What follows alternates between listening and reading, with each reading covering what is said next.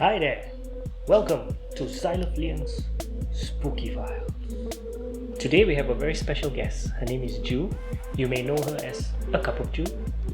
Ju is an artist who likes comics and illustration. Also, that's what her Instagram says. That's what. Okay, so one day, me and my friends we went to Japan on holiday. So we went to Kyoto. You know, Kyoto. There's this famous temple called Fushimi Inari or something like that. Fushimi Inari. So this is a very famous temple where there's a path of those, you know, the red gates. The red gates. You know, have you seen those before? Yeah, I think so. It's a long path of gates, those Japanese red gates. Okay, so what happened is that basically there's a whole path of, there's just one way up to the top of the hill, and then there's one way down back to the base lah. So it's just one loop lah. Okay. So you go up this path, and then the temple is on the top, and then you go back down this way. Okay, got it? Got it. So my friends all, there were four of us. So all four of us actually went up to the temple this way, and we just took our photos and had a very nice happy time and things like that. So after that, we decided to go down the other way, go back down to the base. So the two of us, me and one friend, we were walking pretty fast. So eventually we were starting to leave the other two behind. So I told my friend, I think we better stop and wait for them to catch up. So the both of us, we stopped and we waited for about like 10 to 15 minutes, and the two at the back didn't show up. So I said, what's wrong? You know, we thought maybe something happened to them up there. You know? So we decided to backtrack up the path. So we backtracked up all the way to the top of the temple, and we didn't see them at all, you know. So we were just calling out their names, you know. It's like, where are you? And then we thought, oh my goodness, maybe they decided to go back down the path we came up from, you know. I see. So we went down that way. We went down all the way down to the base, and we still didn't see them when we reached the foot of the hill. So at this time, the both of us were starting to get really worried because, oh my God, we are like in freaking Japan, you know. Yeah. So if there are two girls missing, I don't know, we have to make police report, you know, and all that sort of thing. They was all going through my head already, lah, you know. And how? So like you're thinking yourself, how do I say help in Japanese? So the two of us decided to wait at the base. I said, okay, I'm going to wait for 20 minutes. If they don't show up still, I'm going to walk the entire thing from beginning to end. You know, the entire thing. I'm going to climb up the hill again and come back down. What kind of distance is this? You know? I was still pretty fit at that time, so I was quite confident I could actually just go up the hill pretty fast. So, okay. But the two of us decided to stay put and just wait. Okay. But before 20 minutes was up, the two girls actually did show up, and they were just like happily smiling at us, and we said, oh my God, where the hell did you go? You know, we backtracked and looked for you, and we couldn't find you, you know. And then they said, what do you mean? And they said we were following behind you all this time.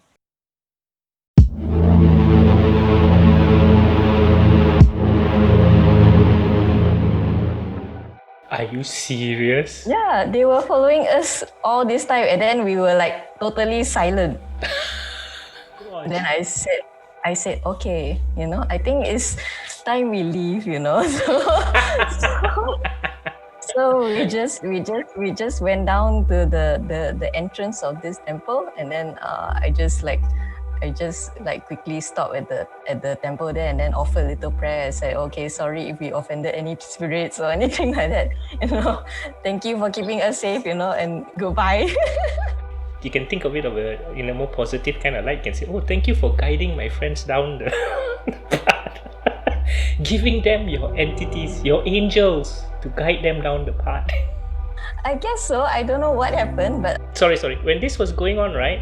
What time of the day was this? Oh, it was a bright sunny day, beautiful weather for photos. Oh. Yeah, yeah. Okay. Yeah, Fushimi Inari is the center of the fox spirits.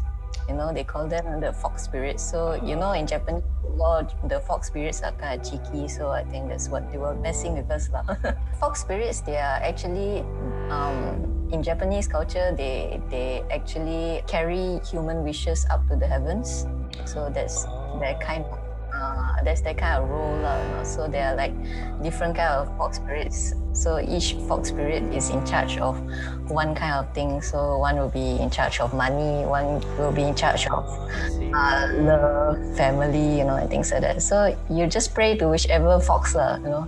I think I've seen some anime like this where the fox spirit can actually morph into a human form, right?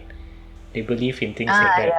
Yeah. And there was somebody who told me a story once about they say that if you're in an area, an unfamiliar place, but it's like a bedroom or something like that, and when you wake up and if you see somebody at the corner of your room and they're in a hood, they're wearing a hood, and if they're all in white, meaning they're wearing a white hood and they're dressed in white, and you can't see their face because it's covered with a hood, right?